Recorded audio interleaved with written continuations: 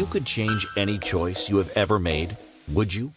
You can always make another choice and change the course of your success. Everyone has the potency to make inspired choices. Get ready to listen, share, and experience the creativity that is you. Now, here is the host of the Inspired Choices Show, business optimization expert, Christine McIver. Yes, it's me again, coming to you with another fabulous show. And tonight is extra special because I have a wonderful guest, a very new friend, and a brilliant woman that I cannot wait to share with all of you listeners. If you are listening live, you must come over and join us in the chat room at inspiredchoicesnetwork.com. This is going to be a hot show. We're going to be talking fast because I know she has a ton to share with us. So please welcome to the stage with me tonight, none other than Dr. Andrea Adams-Miller. Darling, welcome, welcome, welcome. I'm so happy you're here. Thank you, thank you, thank you. This is exciting. I am going to jump right in because I know that we have got so much that we're going to be covering. And I know we'll run out of time because we all do. So first of all, I'm going to read your bio and then I'm going to read what tonight is all about. So okay. Dr. Andrea Adams-Miller is an award-winning international keynote speaker, best-selling author, and CEO of The Red Carpet Connection. She is known as the Dream Maker. She empowers visionaries to achieve their boldest dreams. Sorry, something moved on me. With a global presence, she has captivated audiences all over the world, featured on 2,500 plus esteemed media platforms, including Time Magazine, 2020, E! News, CNN, and now Inspired Choices Network. Dr. Andrea Adams-Miller is celebrated for her expertise in business, publicity, and neuroscience. Utilizing her $12 billion Rolodex, she fosters meaningful connections and generates breakthrough ideas for transformation and innovation. Additionally, as a founder of the nonprofit thekeepingsmilemovement.org, she spreads hope and resilience worldwide. To experience her brilliance, you can claim a masterclass at theredcarpetconnection.com/free gifts. Woo! We got a celebrity in the house tonight, children. We've got a celebrity in the house. So, thank you for that. Yeah, it's amazing what you have added to your portfolio and all of the things that you're doing. I can't wait for you to share with us a lot of that tonight. Now I'm going to talk about what we're going to talk about tonight. So how to be a media magnet, unveil the extraordinary secrets to becoming an unstoppable force in the media world with our interview featuring the incomparable Dr. Andrea Adams-Miller, an international publicist and media influencer. Brace yourself for a captivating discussion that will redefine your approach to media mastery. Oh, that line just was like, yes, okay. Dr. Adams-Miller, a true luminary, guides you through the art of building unbreakable bonds with the media, igniting their curiosity with spellbinding stories, and harnessing the power of diverse media channels to captivate your visibility to stratospheric heights. She will unveil the golden key to establishing unwavering expertise and credibility, propelling you to the forefront of your industry. But be warned, this path requires unrelenting tenacity and a proactive spirit. As Dr. Adams-Miller reveals the unyielding pursuit of media opportunities. Dare to listen to this life-altering discovery to elevate your media presence, surge your visibility, and ascend to the coveted status of an industry icon. Prepare to revolutionize your media strategy and embark on an extraordinary journey by tuning into this unmissable event. I mean, I'm here and I want to join it. Well, you're the perfect person for this. So there you go. You are such a wonderful person to have here. How did you get started in this area? Like, this is quite, I know a little bit about you, and I know that you do some really very ordinary things as well as extraordinary. What led you in this direction? Well, it's kind of funny because, you never would think that how we're raised, and how our lives are as a child would actually indoctrinate who you'd become as an adult as far as your career. And that's really what it was, is my parents were runners. And there was one year my mom ran in 53 races. Well, she ran in more, but she won first place in 53 of them. And so from the ages of like 8 to 16, we were going to races all the time. And that one year, I mean, think if she won first place in 53, how many races there actually was. But my job as an only child, of course, I had to go with them. My mom wasn't good at reading the map, so I was the map reader, gave the directions. And when they got there, my parents were running. I had to stand in line and get their packet. And then I had to look at the map and kind of explain to them the route. I kept track of their times and went and met them halfway to give them their times halfway. I picked up their clothes, when they discarded them from the, starting line, to meeting them at the finish line and giving them their drinks and food, to spending the time. This is so funny when you think about it. I was by myself. My parents are gone running for a half an hour by myself in a strange city with random adults. And I had to meet people and talk to them because I had to find people to be safe with and things to entertain myself. And then I made myself useful. I found out what other races were coming up and who were people we should meet and know. And I would find out the local places to go and eat. And so really my parents actually taught me to be a publicist very early on. It's so cool. Yeah. And so even though I do publicity that goes beyond that, a publicist is really that person who is doing everything. So for some of my clients, I have literally handheld them. I do everything for them. I've arranged their trips. I get them there. I always tell them, show up and look pretty. And I got the rest handled. That is so fascinating. So did you, after you went to high school, was this on your mind to do this from a young age? Absolutely not.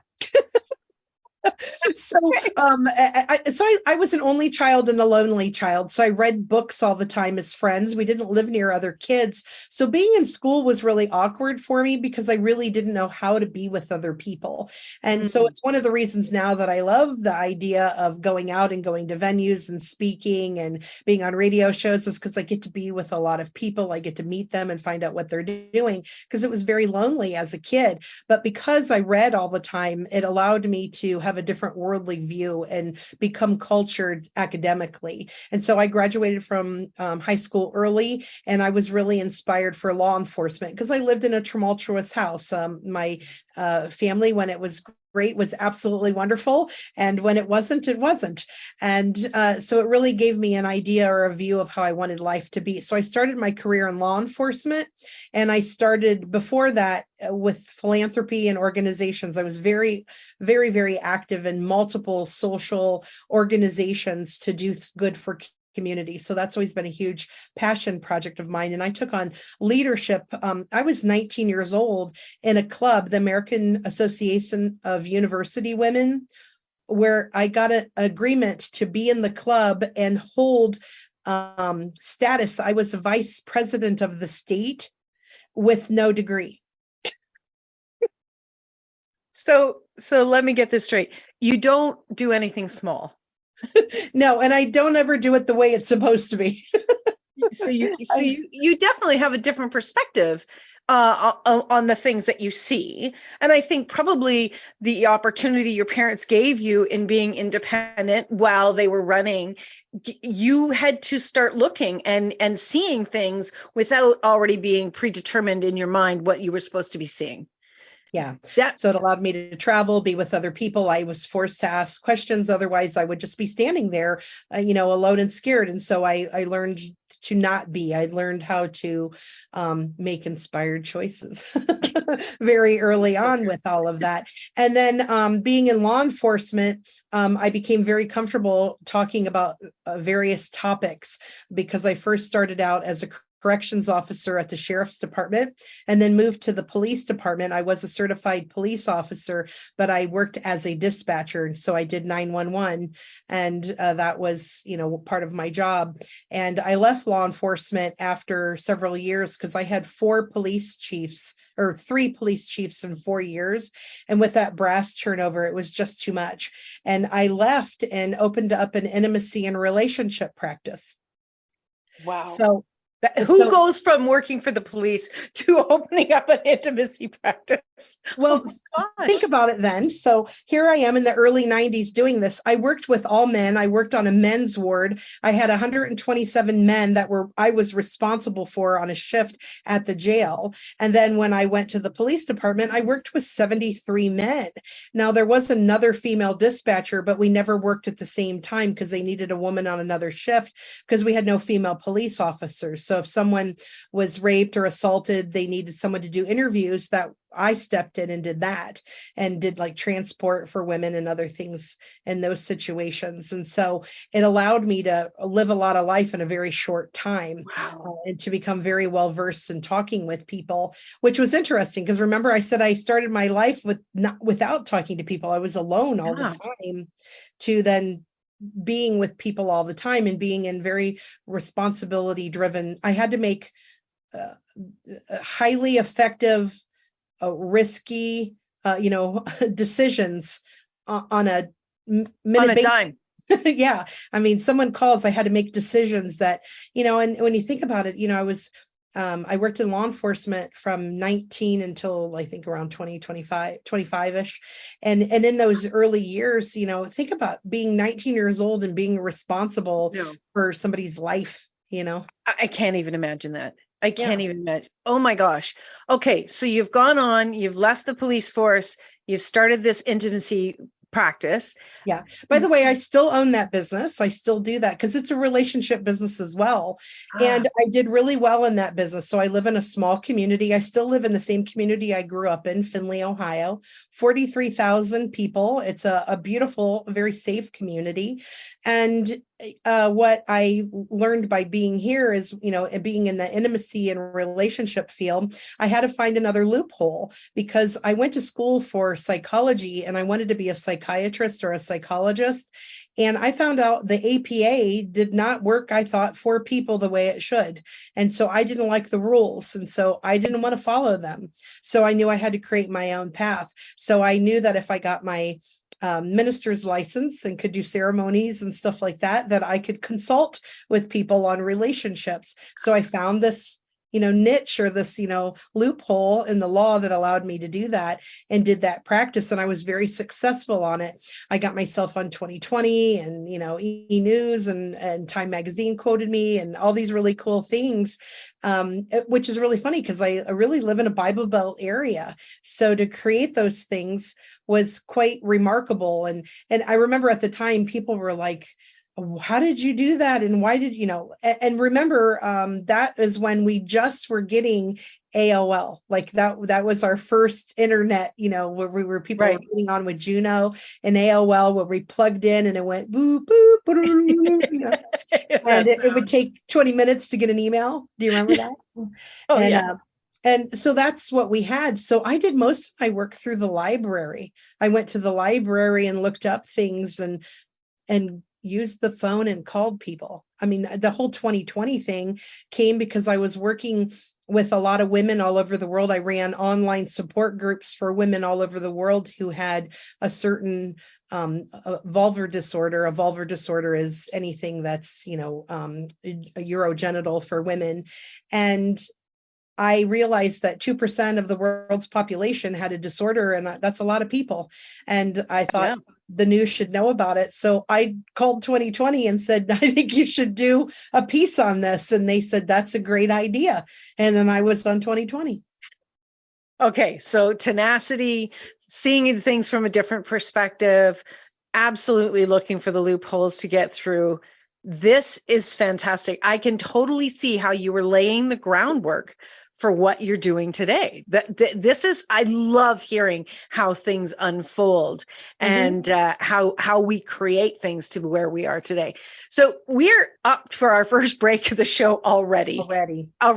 And we're going to come back and we're going to get right into the topic about how to become a media magnet. But I love to hear this because when you then speak, we know we know you've been there. We know that the track that you have taken makes you an expert in what you're sharing with us tonight. So I absolutely love that. Okay, don't go away, anyone. Unless you're on Facebook, you need to come on over to inspiredchoicesnetwork.com/chat room and join us in the chat room, where we're going to continue this conversation with Dr. Andrea Adams-Miller.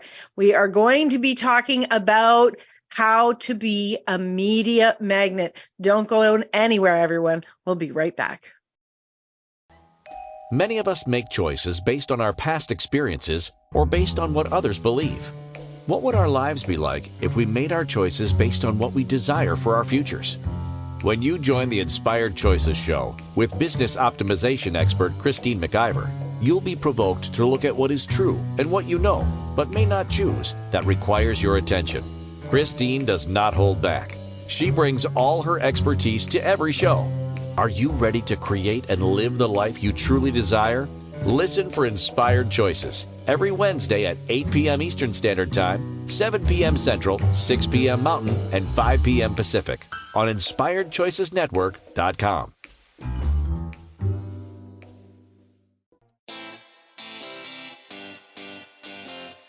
Are you a subject matter expert? Are you here to share your expertise with an audience waiting to hear from you in only the way you can deliver? Are you ready to have your voice amplified across the airwaves? Inspired Choices Network has a global radio platform streaming to millions of people across the world. Professionally produced and supported by an accomplished team every step of the way, you can broadcast from anywhere in the world, knowing your voice matters, and we ensure it is delivered with ease and efficiency. Eager to hear your message, the world awaits. Contact us today to become an Inspired Choices Network radio host. Email becomeahost@inspiredchoicesnetwork.com. This is the Inspired Choices Show with business optimization expert Christine McIver.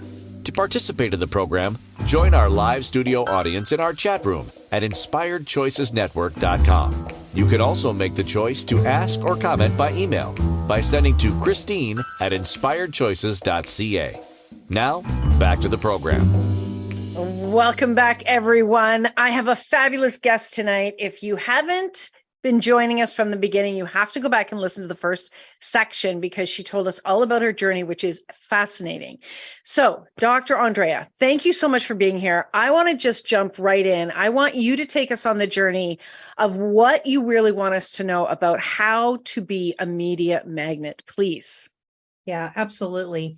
So some of the things that I was sharing about how I came across in my life, for those of you who've listened to the beginning, I want you to go back and listen to that, because I want you to map out your journey for yourself, because it's in that journey. There's going to be key points that'll allow you, when you start to talk to the media, whether you're doing it for yourself or you're having someone do it for you, you have to be able to tell them what's happened along the way. Because as a publicist, or a media person, we can only portray the story that you told us. So we need to get the information from you. So the very first important thing is to gather everything, is to be really diligent about tracking who you are, what you've done, what you've been, what you've read, who you've been with. Knowing all of that information is the major components to what you're going to be able to do to build a story about who you are and how you show up in the world. So that's the key piece to start with. That's so cool. Okay.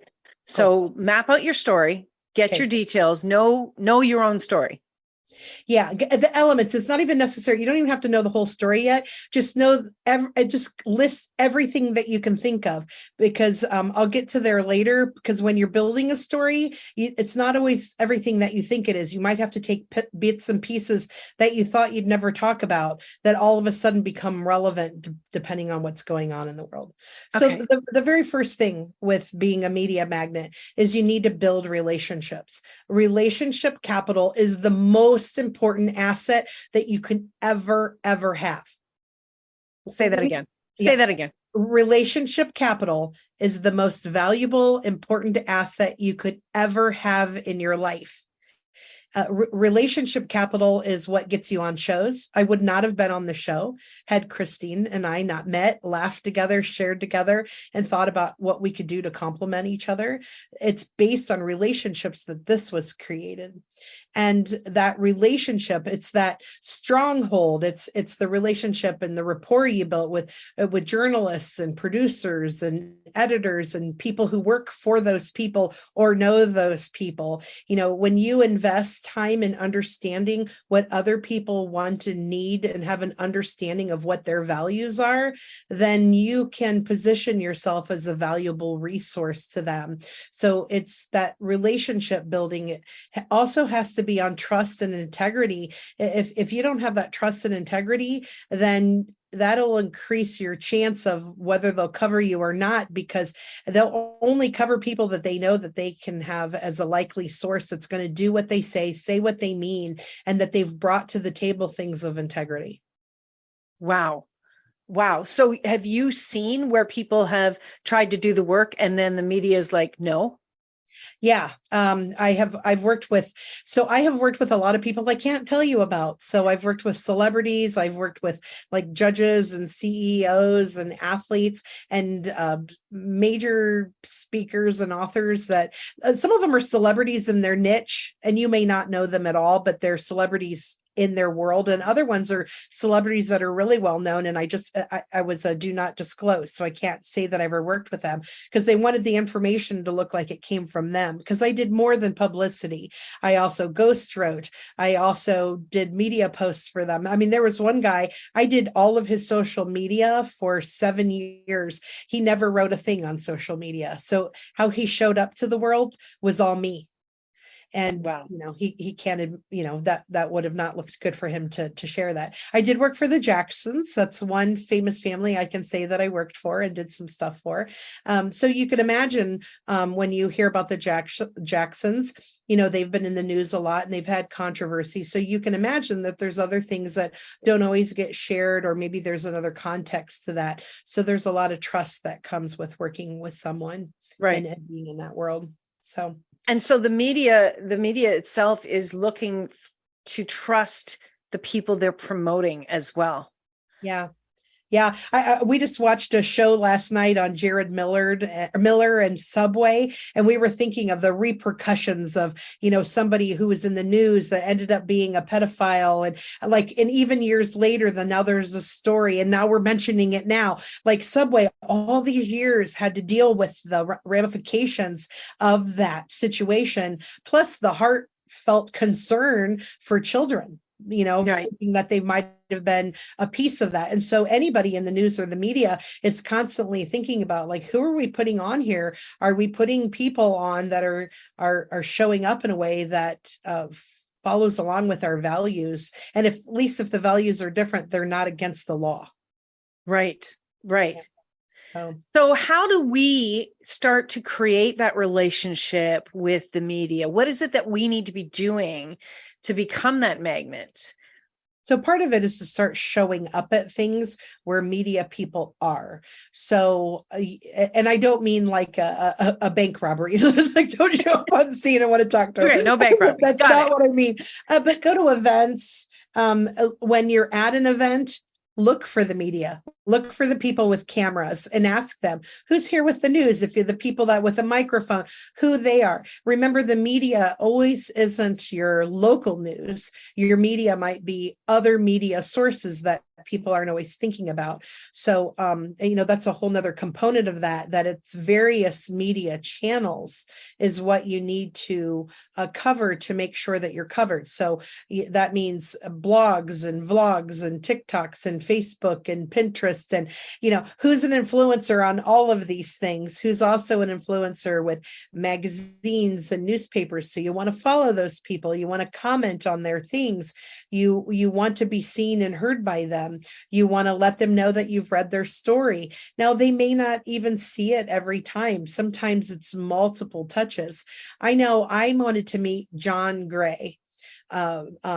Women are from Venus, men are from Mars. I wanted to meet him. So every year for, I think, 7 to 9 years, on his birthday, I would Facebook Messenger him happy birthday.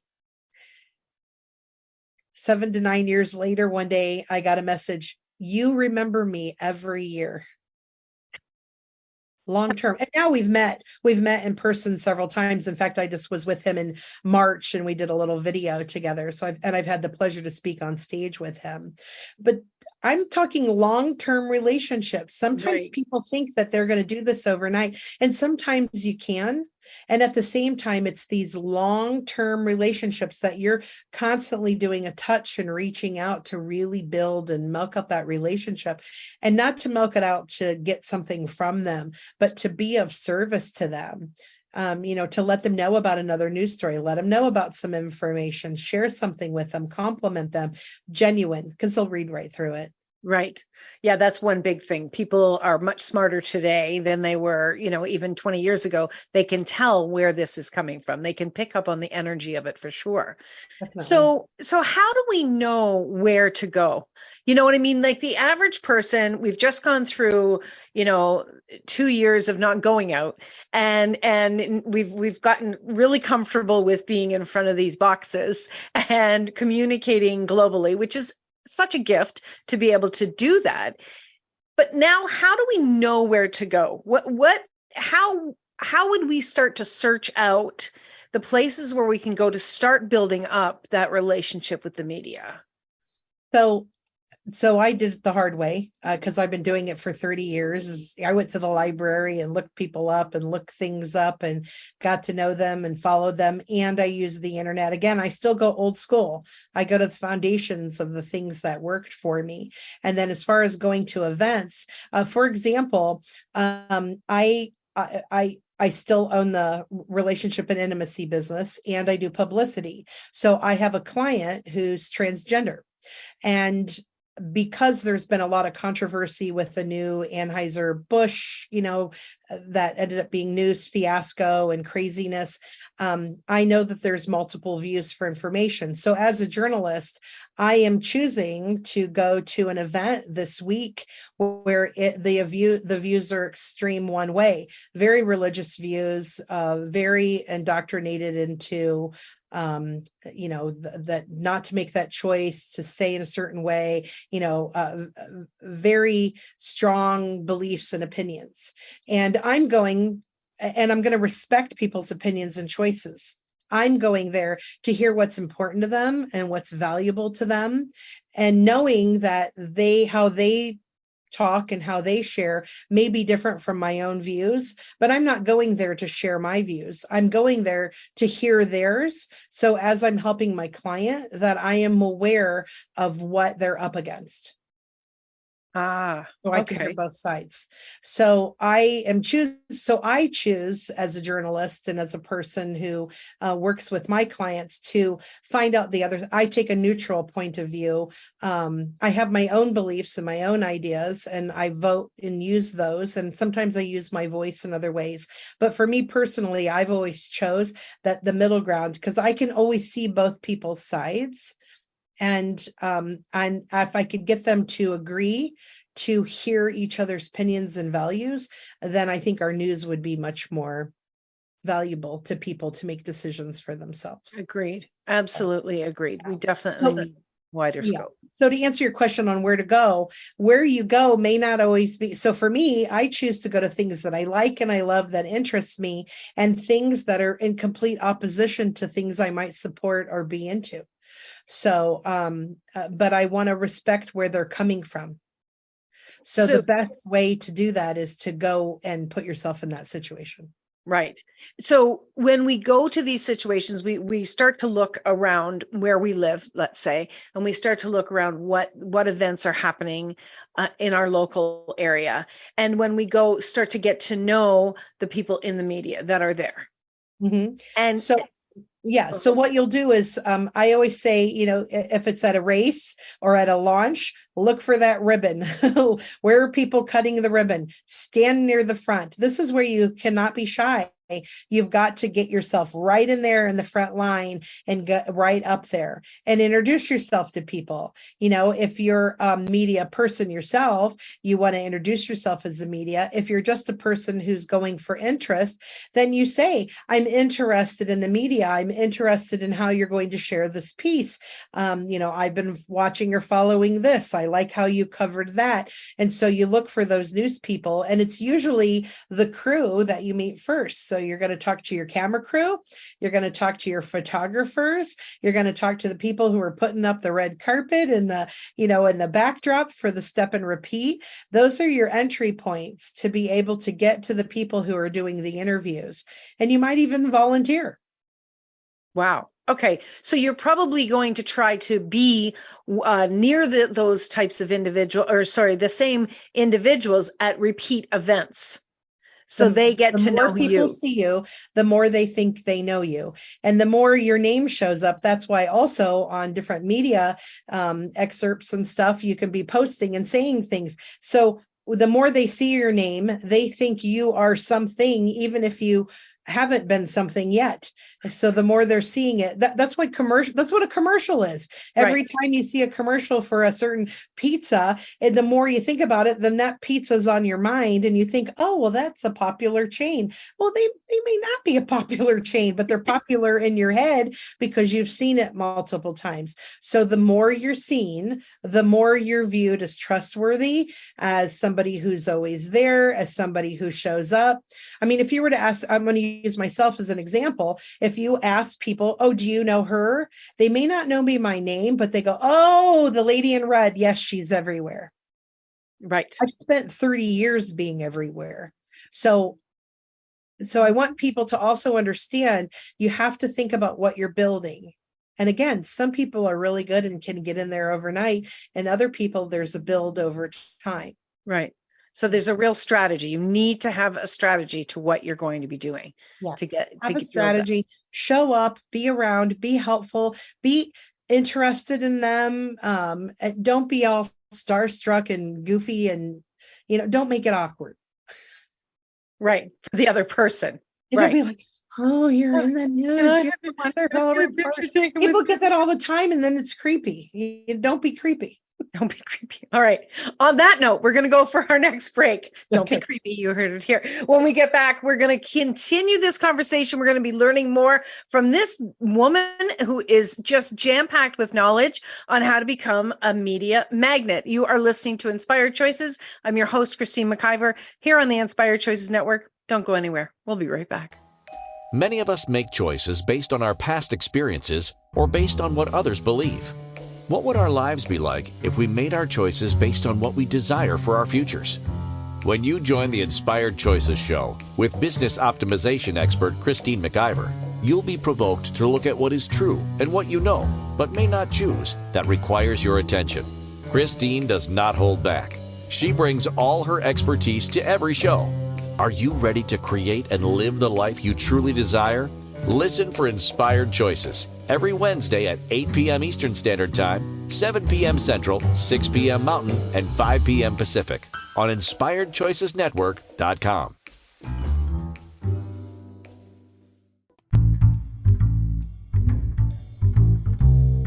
How wonderful would it be to carry your favorite Inspired Choices Network host with you throughout your day?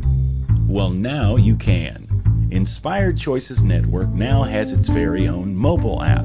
Our free app offers live streaming shows, along with thousands of podcasts and TV episodes. Our shows cover a wide variety of topics. Whether you're waking up with us, carrying us through the day, and taking us to bed with you, we're always here for you to enjoy. We're easy to find. Just search for Inspired Choices Network in the Apple App Store or Google Play Store. This is the Inspired Choices Show with business optimization expert Christine McIver. To participate in the program, join our live studio audience in our chat room at InspiredChoicesNetwork.com. You can also make the choice to ask or comment by email by sending to Christine at InspiredChoices.ca. Now, back to the program. Oh, welcome back, everyone. I know you're waiting to hear from Dr. Andrea even more about becoming a media magnet. But before we jump back into the conversation, I want you to definitely write down her email address or her website, pardon me, theredcarpetconnection.com. Go over there, go to the page, free gifts. You'll be able to get some information. You'll be able to start learning more about what she is sharing and contributing in the world. And of course, what she's sharing here tonight with me. Dr. Andrea, what is your email address, please? It's my full name. So it's Andrea Adams-Miller, no dashes, no spaces, at theredcarpetconnection.com. Okay. All right. Excellent. And if you're Andrea is spelled like Andrea, pronounced funny. To keep everybody listening and learning about who this woman is. Of course, you are on all social media platforms. And if you're listening to this in the replay, all of her links and her website and her email address and social media links, they are all in the notes of this podcast. So definitely do check her out and start following her and pay attention. She knows her stuff. She's an expert in her field. And you know what? If you want to elevate your presence in the world, if you want to be seen as an expert, you need to learn how to do it. And she is someone that can certainly help you do that for certain. Okay, let's get back into it. Is there anything else that you wanted to share with us that we need to be paying attention and start to really put into our strategy about becoming seen as an expert in our field? Yeah, your music actually led me to think about it, because the whole time I'm going da da da. Do. I felt like I was a sleuth sneaking around, on tiptoe in dark pants and a hat, like peeking into windows or something. I just loved it. And that super sleuth is really what you need to be, is that you are looking, when you come into an event, you need to have a wide angle view. So when you come up and you're walking to it, imagine that you've taken a picture of the entire scene. You have to be aware of what's going on and what's happening where. From my law enforcement perspective and my media perspective, I'm looking for ways out. And that's because I'm looking for ways in. Your celebrities are not coming in the front door always. They might be coming inside doors. There might be people there they haven't introduced yet. There are going to be certain tables that are going to be there. What tables are separated from other tables? So where you stand, who you hang out with, and what you do. You also need to be aware of not, like, I am not a person to know what anybody's clothing is. So like, I am not into name brands of purses or anything, or men's suits or anything like that. However, if you are really good at that will help you spot people differently, because then that's something that if you're good at that'll make you aware. I use other skill sets for that. And I've also learned that I'm not always looking for celebrities.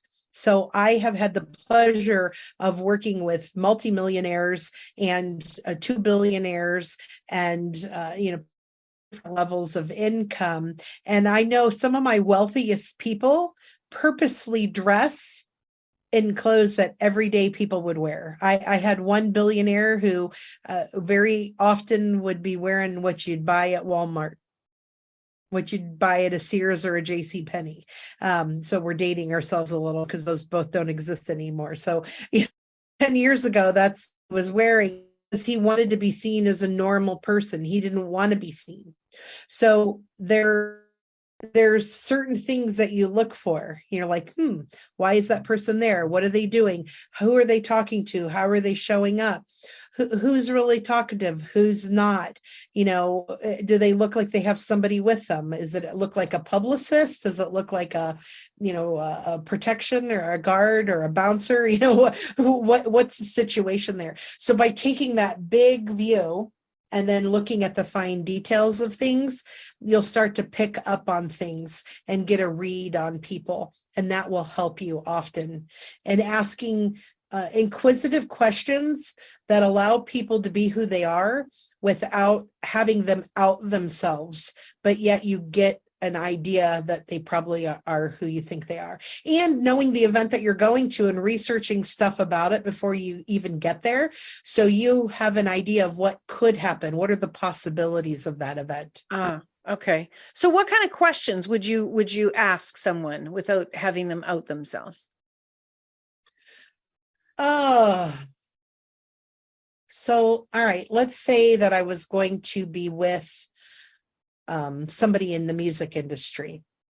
So I might casually say something like, I would try to find out what was already happening in the space that it would seem normal to bring this up.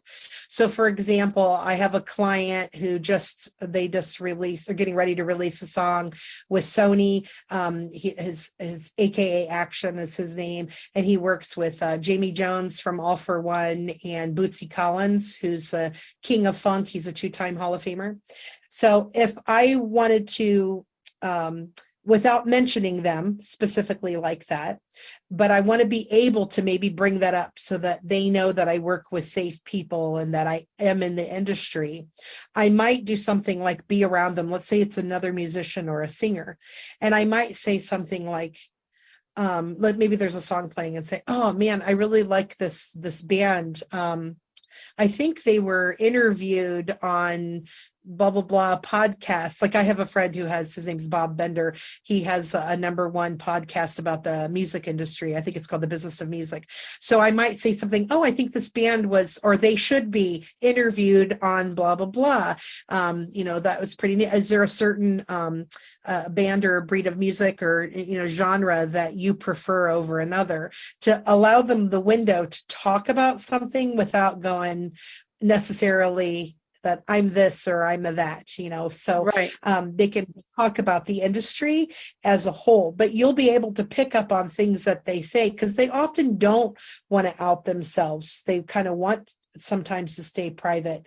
And so you'll pick up on cues or clues about what they're saying. And then you might share other people that you've known or that you're working with or something that you're doing, or say, oh, I wrote a book and I got such and such, to do a testimonial for me, or I spoke on stage at an event and had, Phil Collins, the guitar player for Def Leppard, or somebody like that. By the way, there's 2 different Phil Collins out there in the world, just so you guys know. But things like that, so that people understand. Or, oh, I was on the stage with Sir Anthony Hopkins. By the way, when I'm doing this, I need you guys to pay attention that I am name dropping. Right. People that I've worked with, people that I know, but you do it in a subtle way, so that you are name dropping, but that it's not so obvious. Now I'm making it a little more obvious here because I want to make sure you guys are picking up on that. And you'll also notice if you go back and listen to what I've said, so I give this history and background. So I am showing, so this is another piece of you, is that you need to be able to show people that you have this expertise and this credibility. So the first way I got it is Christine. Christine vetted me. She's saying how I'm an expert and how I do all of this. And she keeps reinforcing that during the interviews and when she talks. And then I support what she said by saying things, like being on the stage with these amazing people, like Jason Alexander from Seinfeld. I got to be on stage with him, and Jack Canfield and Les Brown. When you have more time, you can strategically mention those things without being overly zealous in it. I'm being overly zealous on purpose because I want to make sure you're picking up on those things so you can figure out how to be more subtle for yourself. So there's other cute clues that I just gave you. So I've worked in the music industry. I've also worked with speakers and authors. I've also worked with people in the relationship business. So your mind is picking up these little caveats. And so then now, I've worked with multimillionaires and billionaires. So there's a wider scope of trust that I have out in the world that allows you to see me differently. How you speak will allow people to see you differently on how you're setting that up for you. So when you've demonstrated that you have this valuable sources. So one of the things I often mention is that I have a $15 billion Rolodex. So, and that's based on what I think people have made based on what I know. Like one of my friends, his net worth is 8 billion. So he elevated my list real high. My other guys, I don't know how many billion they have. So I don't know where they're at in that. Right. And the ones I've worked for, my one friend is a billionaire. My other ones, I worked for 2 of them. So it's probably higher than 15 billion, but you make it, for me, I use it as a tool of a guesstimation of the 30 years of relationships that I've built with these people. And that shows the consistency that I've achieved through the years in the relationship building of trust and value. Right. And you want to be able to do that for yourself. So that way, if somebody says they need something or they're looking for something, you're able to say, oh, well, I have tons of sources in the metaverse and Web3, or, oh, do you need connections in banking and finance? We have connections in that world too. That allows you to lay out for people what they need to hear so that they know that they can trust you and work with you. Fascinating. It's so fascinating. And this kind of goes back to what you said originally around tracking your story, correct? Yeah.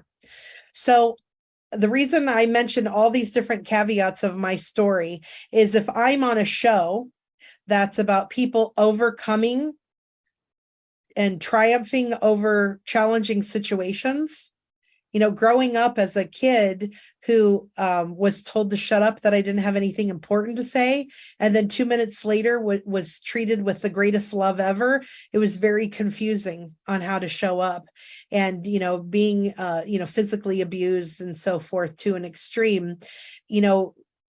I now can tell that story. People know that. No, I'm sharing it a little more vivid right now. But at the beginning, I said, when it was good, it was good, and when it wasn't, it wasn't.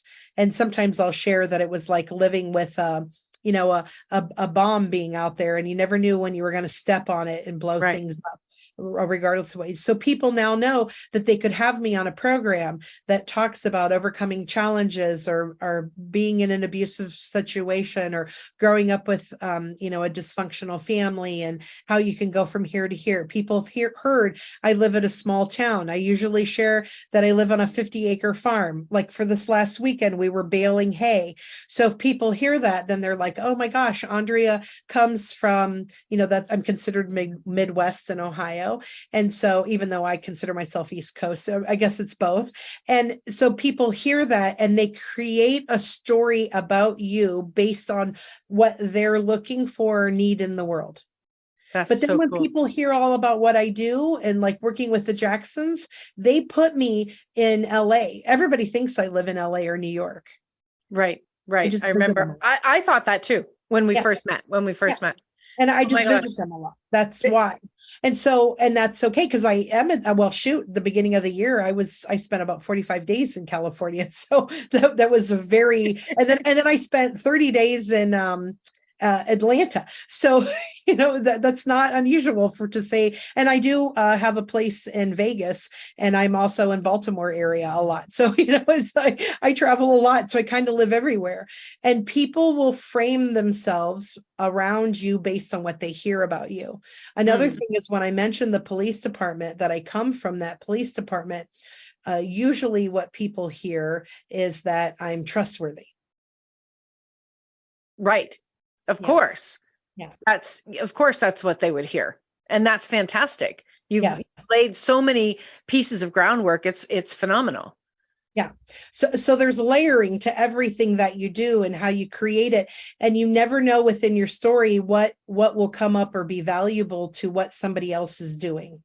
So even the running piece. So I have people who are athletes or do whatever. Then they come and talk to me based on the fact that I was at a road race every weekend with my parents as a kid. And my dad, he coached a marathon triathlon trial marathoner for the Olympics.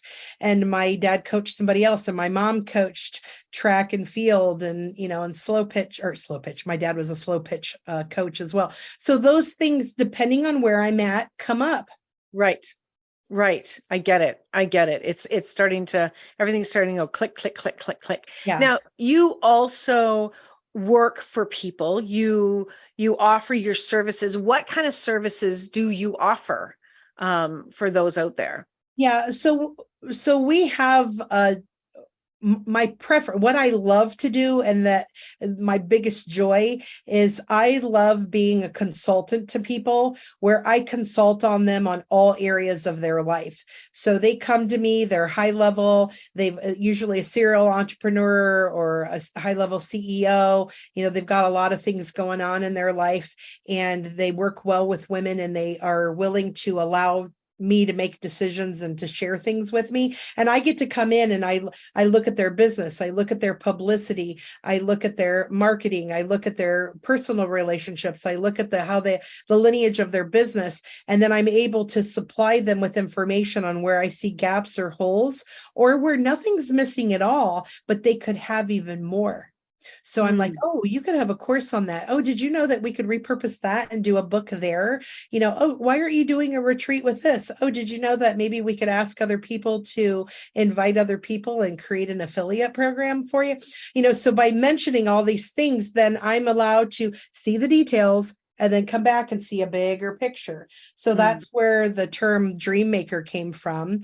Is my one client, he called me the dream maker, and he said, you made my dreams come true, bigger than I ever dared to desire. Because I constantly was bringing up new ideas and introducing him and people to do joint ventures. And so what we do, so we can be a full agency for you. So I only work with a few people myself, where I do all of that coaching.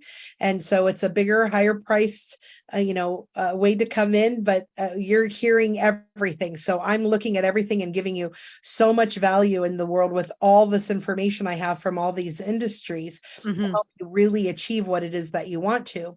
And then we have, me and my team, and then I have joint venture and strategic ventures with people to do other things. So I have a CFO, COO that's available to people that I see that there's a gap or a missing in how they're running their money or how they're running their business. If they need a full business plan, if they need publicity, they need social marketing, they need to be on radio or television, they need scripts for their speeches, or they need to know how to do summits.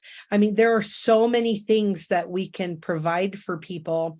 So, including publishing. So the Red Carpet Connection, we're a publishing, publicity, and talent agency, but we're way more than that as well. I have done so many things for clients in the past. So a lot of times it's not even about what we can do. It's like, I need to know who you are to see what's available, because there might be things that we haven't even done yet that we can now bring in. Like I helped build a DAO. I spent 2 years every night for 3 hours helping building a DAO during COVID with another organization, and learned a lot about crypto. And I had my own crypto radio show for a year, So wow. And right now I'm focused on quantum physics. I'm learning more and more. I'm a neuroscientist already, and I have a school. We have the Subconscious Connection Institute. It's for helping people with really getting a mental shift of what's there, releasing limiting beliefs, overcoming limiting emotions. And those all fall in within that too. So the people who work with me the closest, they get all of those aspects. And then people can come in and only have a piece of the pie, and other people want the whole pie. Want the whole pie.